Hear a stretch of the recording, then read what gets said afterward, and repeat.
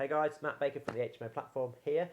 Today I'm joined by Daryn Brewer of ProPods, a luxury co-living brand based down in Portsmouth, and we're going to be talking about something which is very close to both of our hearts today, which is all about HMOs and council tax. Oh, morning. Morning. So first and foremost, Daryn, tell us a little bit about yourself, your business, and how you got into, I suppose, HMOs in general.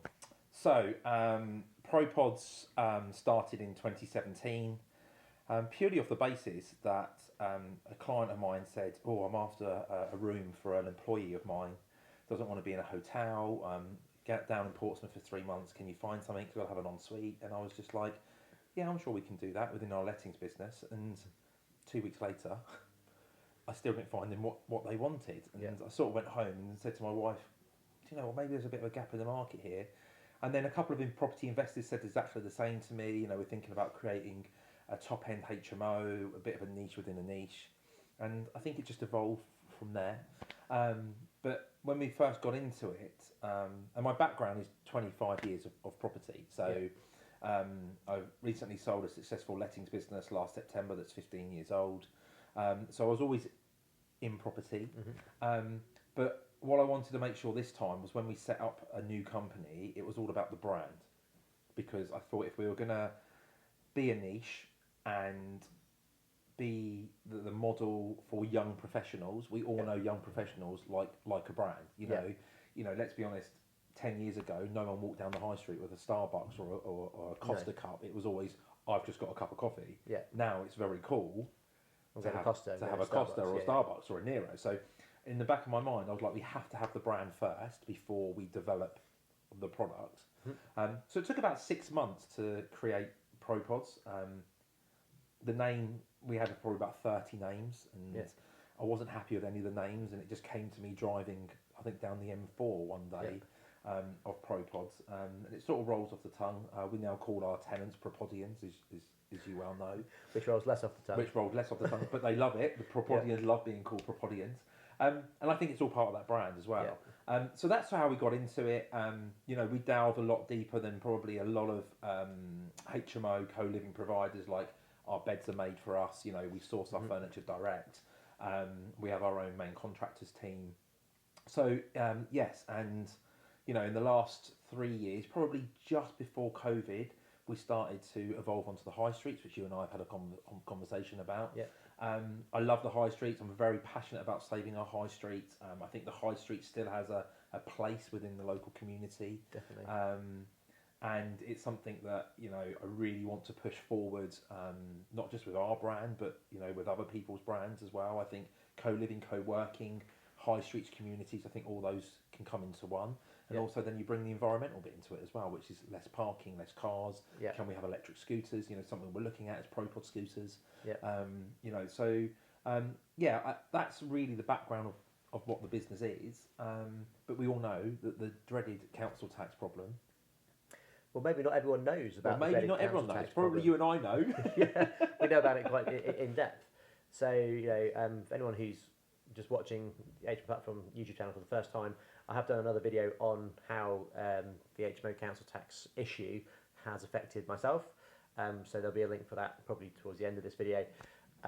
But just to kind of sum it up quite succinctly, what is happening out there for HMOs and council tax? So it seems to be that the Valuation Office Agency, and for people who don't know what the VOA is for short, they are the people who banned every property up and down England and Wales for a council tax banding, and they also have a separate business rates department as well.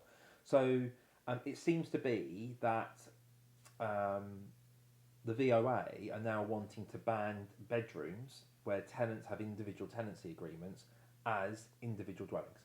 Even though they don't pass the self-containment test. And what is that self-containment test? So that self-containment test, technically, it's eat, wash, live, sleep. Or, in a very simplistic way, does it have a bathroom? Does it have a kitchen? Can you live self-contained in it? And the answer with most HMOs is, no, you can't. And that's why, you know, we have planning for HMOs, whether that be C4, so be generous. We have licensing requirements. Some cities are Article 4, some are not. We have different building reg requirements as well. So it seems to be that part of the government departments know what a HMO is, but the VOA seem to think that this doesn't matter and HMOs can be individual dwellings without having the self-containment part within it. I think anyone with common sense would agree and say that should not be banded in the same way that a individual flat would be. And just to put it into context, that's exactly what it is. If you've got a 1-bedroom, even a 2-bedroom flat, that can get a band A, and that's exactly what rooms are. What's happening with rooms is they're getting a band A, their own individual band. And who has to pay that? Well, once it gets individually banned per room, the liability falls onto the tenant. And that's legal. That's a legal piece of legislation. Legally, I can't pay for your council tax in your house, and vice versa. So why then does a tenant have a different legislation? It is what it is. Once it's banded as a dwelling per bedroom, the liability falls onto the tenant. And I can probably imagine most people are shouting at the computer screen or how they're watching this on their device, going, "Oh, that's utter madness. That can't be right. It can't be a self-contained unit. My rooms have just got a bed in it, or they've got an ensuite in it, or whatever." Well, the bottom line is, guys, that's currently what's happening, and this is why, between you and I and many other landlords up and down the country, and plus the HMO and Council Tax Reform group on Facebook, which is all why we are trying to lobby the government to get this out, because we don't think it needs a massive policy change. We just think, as you worded it nicely the other day, the crease needs ironing out within the policy, and I think that's a nice way of actually putting it. There is a crease, and it just needs taking that wrinkle out of it a little bit and ironed out nicely to say, well, a HMO room can't be self-contained because it doesn't pass the self-containment. Sorry, we're going so well. Just say that last bit again. Where do we get to before I start coughing? HMO room can't be contained. Yeah. So I think what we're all looking to do as part of the HMO reform group, and obviously other landlords up and down the country, is to just iron out that policy, that wrinkle within that policy that says a HMO bedroom can't be banded individually because it doesn't pass the self-containment test. Yeah, again, that's that common sense. It's a common sense approach, I think anyone you talk to about this, and believe me, I talk about this on a daily basis. I was even talking about it to someone on the train this morning. Someone said to me, "What are you coming up to Brighton for?" And I was quickly talking to him. And the guy had not even owned a property, never owned a property, never owned an investment property, even actually lived in a rented flat. Yeah. And he said to me, "Well, that's utter madness." And I literally spoke to him for 5 minutes. So you think to yourself, well, if someone in the general public outside the property world realises that it's utter madness, how come the government cannot see that this problem is wrong? And This problem needs resolving. So similarly, in my musical world, I've got some friends that maybe are not as pro property investors as you and I, and kind of people from a property world. We're friends and we kind of play music together, and I've told them about this type of thing, and even they're going with it. It's stupid. It doesn't make any sense. I can't believe it. Their jaws were dropping when I was explaining what was happening and what liability was falling upon tenants, because that's a key thing to remember. Even though we may say we're going to give an all-inclusive bill, which is the whole idea and one of the attractions of kind of the co-living and high-quality HMOs, that you include everything in one bill, it becomes easy for people to move in, and just I say that kind of one bill strategy in a way.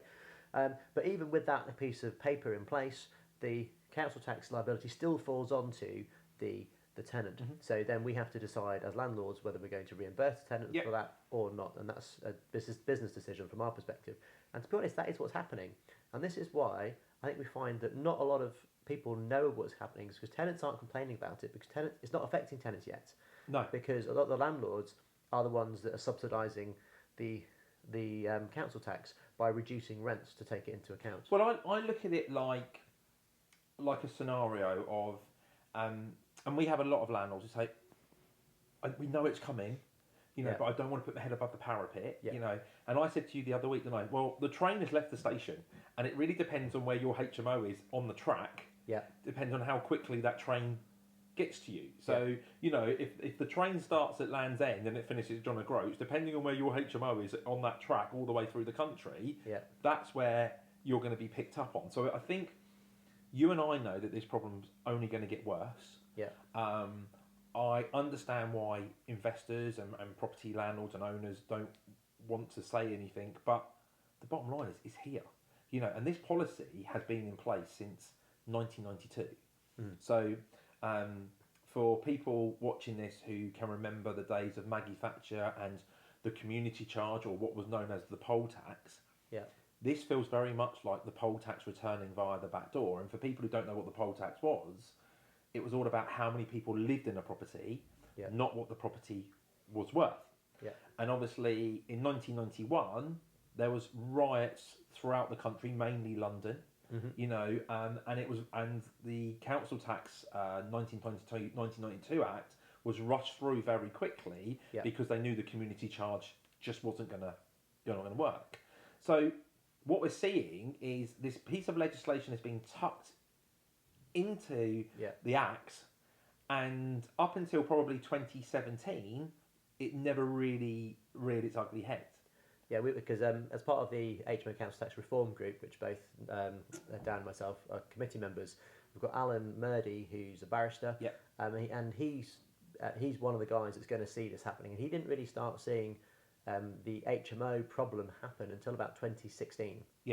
And then it started to happen sporadically. And now we're even starting to see more systematic approaches by councils to trying to find out what HMOs or what's happening within an HMO to know whether to reband it. So I think what's interesting, especially for the viewers, they're probably thinking, well, what happened in 2016, 2017? Well, what happened was there was a case law or a case went to tribunal, went to the High Court, and the decision was made that the listing officer, who there were many within the VOA, the listing officer's discretion on whether they could aggregate or disaggregate a property. Just to clarify what that means, so if we disaggregate, that's where we're splitting them up into different rooms. And if we aggregate, we put them all into one. Yeah. But the power of that discretion of the listing officer couldn't be questioned, and because that became case law since 2017 or late 2016, 2017, no one's been able to question it since. So you've gone to tribunal, I've gone to tribunal. The Valuation Tribunal, the people who sit on the panel, cannot question why the listing officer has come to that decision, because if they say, well, can we ask about your discretion, the listing officer says, I'm sorry, legally, you can't challenge me on that. So it seems to be that since 2017 and that ruling, that the VOA and the listing officers have gone, well, do you know what? I don't have to justify my decision. That's what I'm doing. And thank you very much.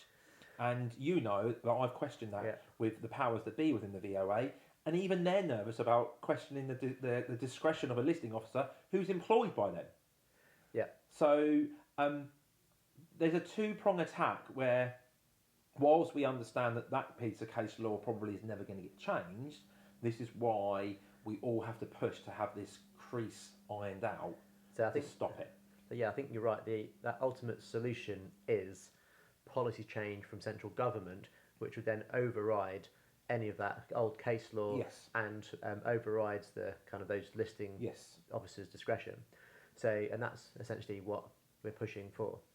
But before we get on to what we think the solution is, let's maybe touch on some of the issues that are caused as a result of the council tax banding happening. So it's not just the fact that, well, if we look at the obvious one is that the rent will go up eventually. So as more and more HMOs get rebanded for individual rooms, then the market is going to pick up, and eventually tenants will have to pay their own council tax, and they'll get used to that, and therefore rents will go up because landlords will need to put it up to cover costs, cover mortgages, and all of that. So that's number one. The second one is probably around the quality of accommodation. So, what do you think is going to happen around accommodation and quality? So, I have this concern in my mind that if this keeps happening, and we've got a variety, and I come back to you and I because they're a good case studies. you know, we've got a variety, haven't we? You know, we've got some 5 beds, some 6 beds, some 9 beds, some 12 beds. When it's a 5 bed and it gets rebanded, when you look at what that actually costs compared to the original banding of the house, you think, well, do you know what? That's cost me another £250 a month. It's probably doable. When you get to a 9 bed, I mean, you and I were talking about my 9 bed the other day. Yeah. It's gone from 1,800 to 10,800. Well, that's £9,000. That literally is a bedroom and a half for me lost. Yeah. So, do I see the level of accommodation dropping in terms of quality? Potentially. Yeah. Do I see some landlords thinking, do you know what? I'm just going to create a HMO with no planning, no licensing, no building regs, and take a punt and think, I'll just play devil's advocate, and if someone comes and says, oh, I'm really sorry. So they're going to fly under the radar and do it all illegally? Potentially, it could go under the radar and be illegal, which, as we all know, that's not what the government wants. That's why we have Article 4 directive. That's why we have, you know, licensing, you know, selective licensing, additional licensing. I mean, we've got more licensing than pubs. But that's why that's all been created, because, you know, when you and I started out on our co-living HMO journeys, it was all about, can we provide something that's of a very good quality that doesn't exist in the market? Yeah. And we're still doing that. But people are going to be thinking, well, actually, I don't want to do that, but, you know, I need to invest in property because that might be my main source of my living or my business. So I do honestly believe we will start seeing little pockets of, actually, I bought a property and no one knows what actually is happening. There's a key thing there. I think there's a myth that people think that it's just the high quality ones with en suites and maybe kitchenettes that are going to be caught by this, because it's actually we're the ones that are being kind of picked off first, and because they're the ones that the council find out about it, because the council will only know about these things. The council, the VOA, will only know about these things if the council generally refer them. So, and they're referring them when you're converting commercial buildings, because it has to go from business rates to council tax. It's also happening potentially when you go for planning permission. So the council are referring them, and it's also starting to happen now when you apply for a licence and building regs. So any of those things where you're talking to the council, they go, "Oh, it's an HMO. Should we or should we not send it to the VOA?" And sometimes they just err on the side of caution, send it to the VOA, and let the VOA make the decision. And that is what's happening more and more.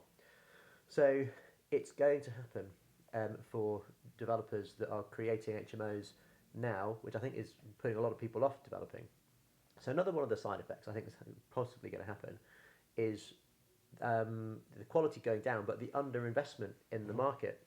So there's going to be no incentive for any landlord to change their HMO, to maybe get more building regs involved by putting en suites in, by extending.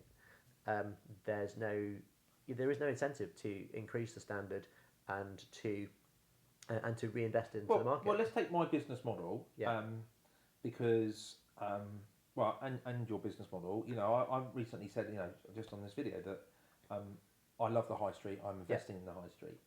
So I'm doing everything that the government wants me to do as a property owner, developer, landlord. You know, can you regenerate high streets? Yes, I can. Can you reuse buildings? Yes, I can.